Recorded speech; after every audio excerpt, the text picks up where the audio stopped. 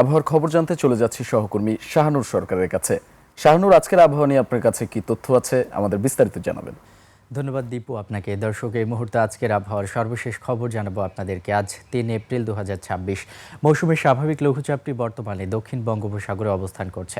আগামী ২৪ ঘন্টায় সিলেট বিভাগের দু এক জায়গায় অস্থায়ীভাবে দমকা হাওয়া সহ বৃষ্টি এবং বিদ্যুৎ চমকানো সহ বজ্রবৃষ্টি হতে পারে। সেই সাথে দেশের অন্যত্র আংশিক মেঘলা আকাশ সহ আবহাওয়া প্রধানত শুষ্ক থাকতে পারে।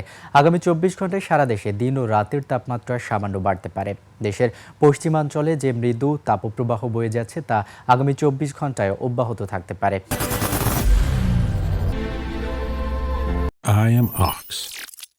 এই মুহূর্তে রাজধানী ঢাকা সহ দেশের বিশেষ কিছু অঞ্চলের তাপমাত্রার দিকে লক্ষ্য করলে দেখতে পাচ্ছি রাজধানী ঢাকার এই মুহূর্তের গড় তাপমাত্রা রয়েছে ৩০ ডিগ্রি সেলসিয়াস, চট্টগ্রামের তাপমাত্রা রয়েছে ৩০ ডিগ্রি সেলসিয়াস, সিলেটের এই মুহূর্তের গড় তাপমাত্রা দেখতে পাচ্ছি ২৪ ডিগ্রি সেলসিয়াস, রংপুরের তাপমাত্রা রয়েছে ২৬ ডিগ্রি সেলসিয়াস এবং সবশেষ রাজশাহীর এই মুহূর্তের গড় তাপমাত্রা দেখতে পাচ্ছি ৩০ ডিগ্রি সেলসিয়াস রয়েছে।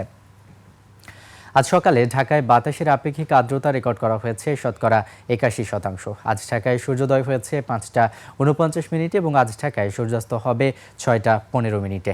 দর্শক, এই ছিল আমার কাছে আজকের আবহাওয়ার সর্বশেষ তথ্য। চলে যাচ্ছি দীপুর কাছে। দীপু। জি, ধন্যবাদ শাহানুর আপনাকে।